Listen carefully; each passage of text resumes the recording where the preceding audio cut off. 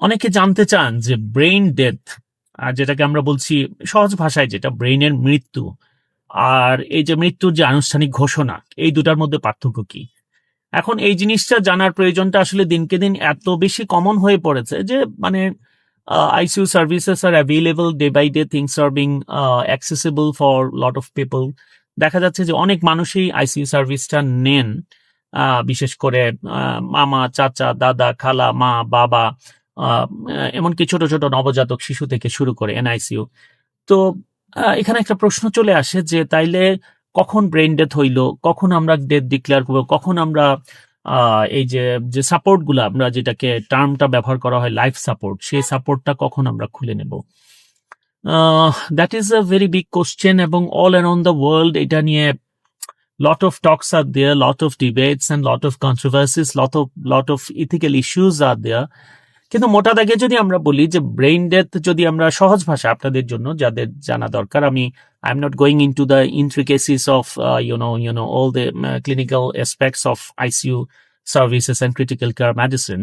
এখন যদি আমরা ব্রেইন ডেথ বলতে আসলে যদি আপনি বুঝে ফেলেন যে এটা হচ্ছে ব্রেইন কাজ করছে না, তো ব্রেইন যেহেতু আমাদের ভাইটাল অর্গান, ব্রেইন ডেথ মানে ultimately you have to die. সারা পৃথিবীতে এমন কোনো ব্রেইন ডেথের রোগী পাওয়া যায়নি এই পর্যন্ত, there is no available evidence যে কোনো ব্রেইন ডেথের রোগী আবার ফেরত এসেছে। তো it's true that brain death মানে আলটিমেট মৃত্যু।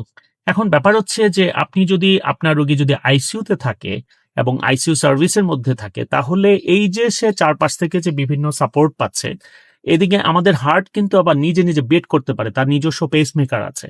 এটা অনেকটা এরকম, মনে করেন একটা বাচ্চা সাঁতার জানেন, আমরা প্রথম সাঁতার কিভাবে শিখি? আমাদের বড় মানুষরা কি করে? কোলে নিয়ে হাতের উপর রেখে আমরা হাত পা নাড়াইতে থাকি, সাঁতার শিখি। আমার চাচা আমাকে এভাবে সাঁতার শিখিয়েছিলেন।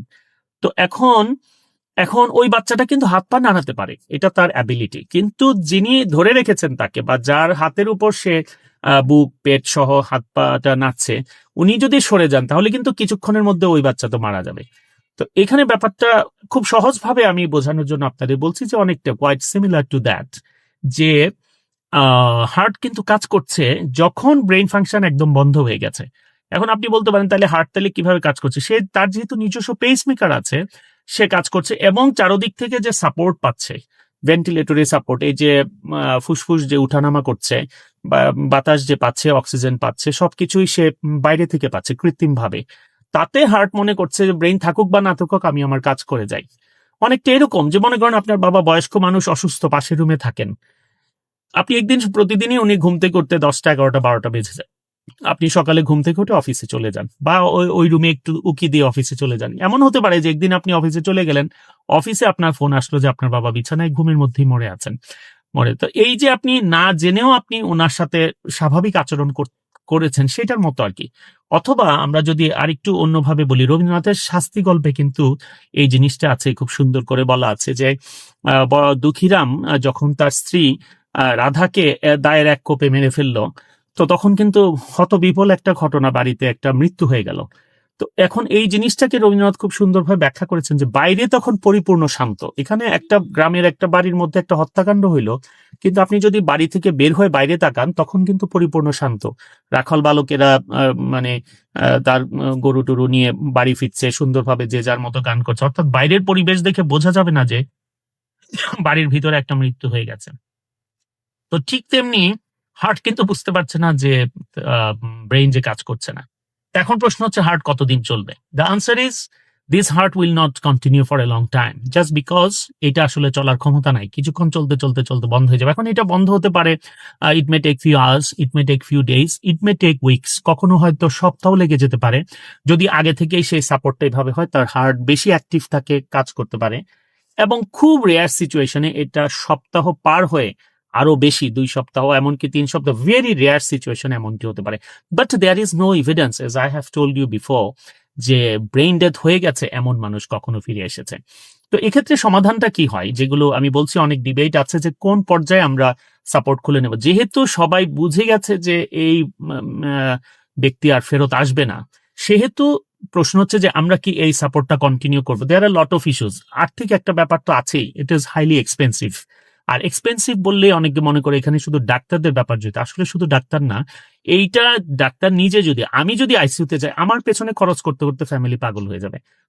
ডক্টরের বাবা মা 14 গোষ্ঠী যার জন্যই আপনি কাজ করেন, সেক্ষেত্রে ওই একই ব্যাপার, you have to spend a lot. এবং ওই আইসিইউর মালিক নিজেও যদি হয় তার ক্ষেত্রেও কিন্তু ওই একই, you have to spend a lot. তো এখন ব্যাপার হচ্ছে যে whatever the amount of money you spend, এবং ultimately the heart will stop at some point of time, যে কোনো এক সময় হার্টটা বিটিং বন্ধ করে দিবে নিজে নিজে।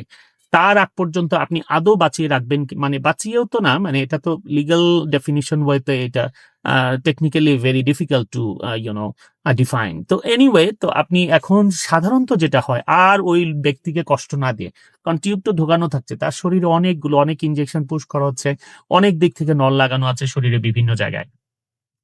আর যদি কষ্ট না দিয়ে আপনি তাকে এটা ফ্যামিলি সহ ডিসিশন নিতে হবে, এবং বড় ব্যক্তি যদি হন, যিনি বিশিষ্ট ব্যক্তি সোসাইটির বা দেশের, বা একজন দেশের প্রাইম মিনিস্টার, প্রেসিডেন্ট, এই সেক্ষেত্রে there are so many stakeholders, তারা সবাই মিলে যদি এগ্রি করে ডিসিশন নেয়, then you can remove this so called life support, যে তাকে অবমুক্ত করে দেওয়া for natural process to go on. কারণ এই কথাটা কিন্তু বলা আছে যে একদম ন্যাচারাল ডাইং প্রসেসটাকে আপনি বাধাগ্রস্ত করবেন না, যেটার মাধ্যমে কোনো রেজাল্ট আসবে না।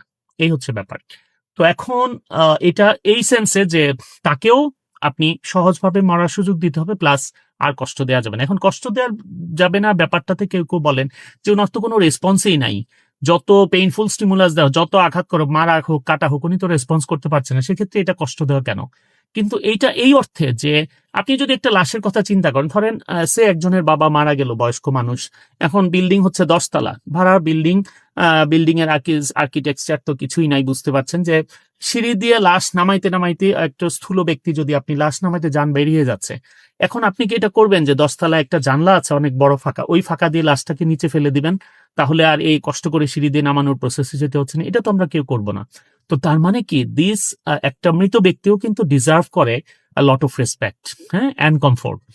তো কাজে এটা বলা যাবে না যে তিনি তো, তার তো বোধ শক্তি নাই, কাজে আমরা রাখি না আরো সময়, এটা ব্যাপারটা এরকম না।